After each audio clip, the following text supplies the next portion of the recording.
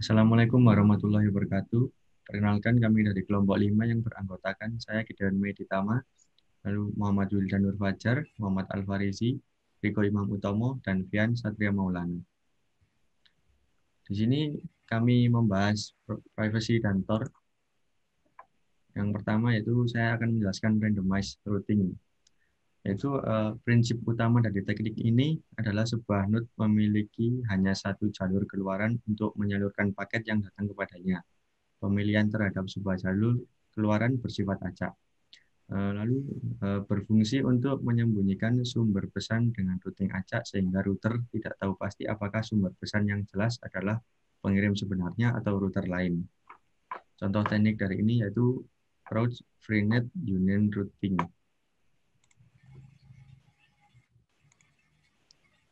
Lalu selanjutnya Tor yaitu the Union Router. Itu merupakan sebuah teknik untuk melakukan komunikasi anonim pada sebuah jaringan komputer. Dianalogikan seperti bawang yang berlapis-lapis. Data yang telah dienkripsi ditransmisikan melalui serangkaian node pada jaringan yang disebut dengan onion router, di mana akan dikupas setiap melalui router tersebut hingga layer terakhir. Selanjutnya itu ketika sudah sampai pada layer terakhir, data didekrip dan sampai di tujuannya.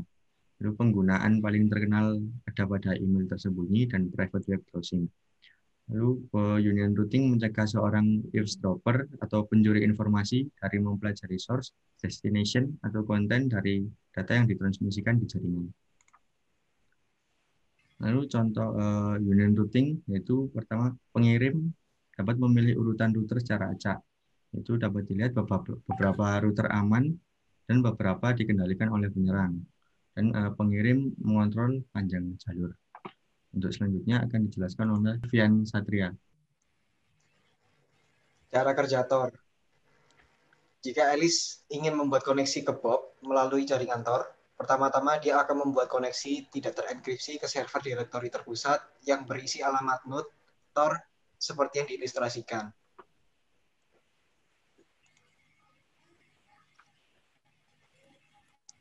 Setelah menerima daftar alamat dari direktori server, perangkat lunak klien Tor akan terhubung ke node acak atau node entry melalui koneksi terenkripsi.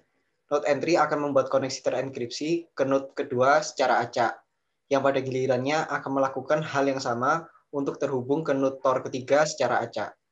Node ketiga merupakan node keluar, kemudian akan terhubung ke Bob seperti yang divisualisasikan.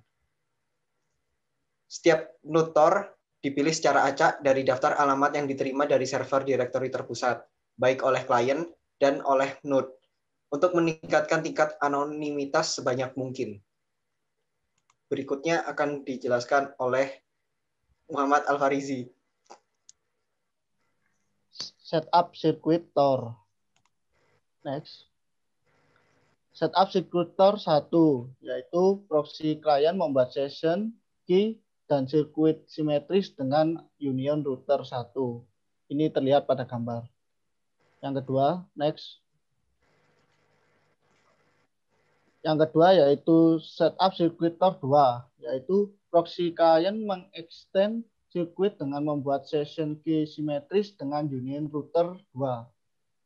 Tunnel melalui union router 2. Ini terlihat pada gambar. Ini merah ini ke sini ke router 1. Next. Setup circuit Tor 3, yaitu proxy klien mengextend sirkuit dengan membuat session key simetris dengan union router 3. Tunnel melalui union router 1 dan router 2. Next akan dilanjutkan oleh Riko Imam. Selanjutnya, cara menggunakan sirkuit Tor. Aplikasi klien terhubung dengan berkomunikasi melalui sirkuit Tor yang telah diterapkan.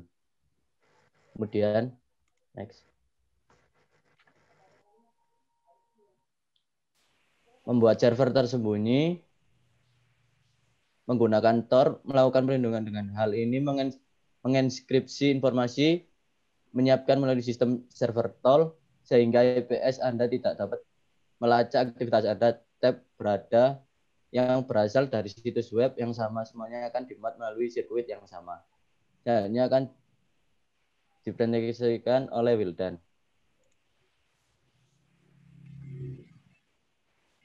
Menggunakan server tersembunyi. Dalam hal ini, Alice adalah klien memiliki alamat onion ungu dari Bob dan dia ingin mengunjunginya. Jadi dia menghubungkannya dengan Tor browser miliknya.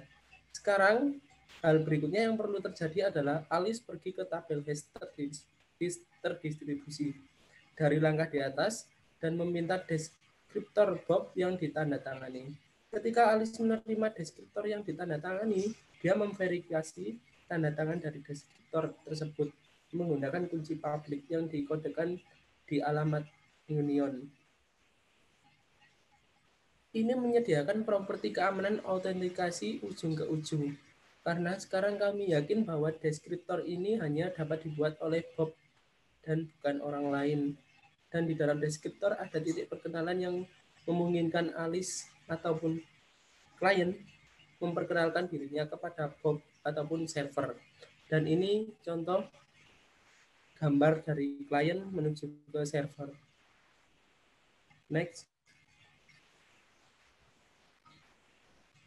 Dan ini referensi dari data-data di atas tadi. Next. Terima kasih. Wassalamualaikum warahmatullahi wabarakatuh.